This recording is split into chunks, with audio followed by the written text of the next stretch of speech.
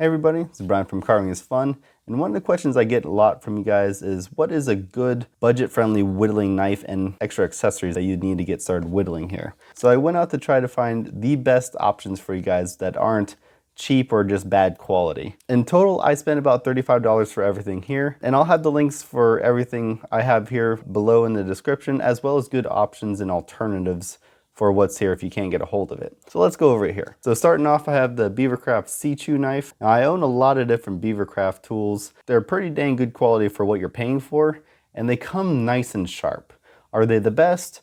No, but they are a lot better than the cheaper stuff out there that's actually a knockoff of Beavercraft, and that usually come with dull edges, uneven grinds, or even chipped edges. So Beavercraft would be about the cheapest that I go for your basic whittling knife here.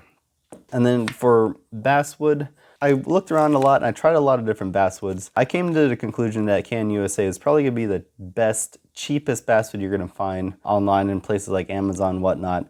It's good, affordable wood. It's not super hard, but it's not the best out there, but it carves decently well enough. For those of you guys that don't want to get like a full-on leather strop, but are just wanting to try it out, you can get wet dry sandpaper. This is a wet dry sandpaper kit, but I am specifically looking for the ones that have 5,000 and 2,000 grit. I use the 5,000 grit for honing your blades and 2,000 grit just in case if I accidentally like chip the edge while I'm using it. That way I can bring it back up to good sharpness. And what I do with these guys, I just glue them to a wooden block. That way you have a nice flat surface and you can carry it around and make it a lot easier for you guys. And then for finger guards, on the channel I use just self-adhering ace wrap or like a bandage wrap for my thumbs. It's a good cushion and it does prevent any sort of nicks. You can get them, little rolls of them for cheap online, and you can use them for a lot of different things too, but you can make your own finger guards. You can also use tool wrap chew, which is a little bit more affordable, but this stuff is really thin compared to the ace wrap, so you're gonna have to put multiple layers on them. But yeah guys, this is like the cheapest that I could find for you guys. This about $35 in here in the US. There are other good options as well if you want a little bit of a better knife. Some good ones are the Flex Cut regular carving knife. This is the KN12. That's their model number for this one. And then you can also go to Focuser Carving. They're based out of China, but that doesn't mean that they're bad. This is actually a pretty dang good knife for what you're paying for. It's a good alternative to Flex Cut if Flex Cut's too expensive for you. But this is the Focuser Carving FC001.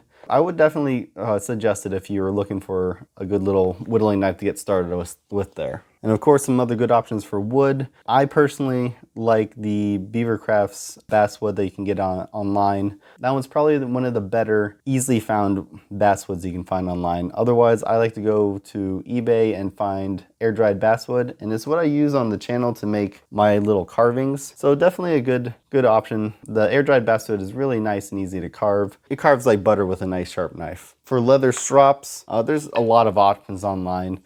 You can just buy the leather strop itself with the compound and then glue it to a block of wood like I did here, or you can buy the like paddles with the strop, leather strops already on there and just apply your compound to it like this Beavercraft one, which I really like. It's double-sided. I have 3K grit and 6K grit on the other side, so it gives you options. And of course, in addition to like the finger guards, you'll see on the channel a lot that I wear a slice-resistant glove with the rubberized palms.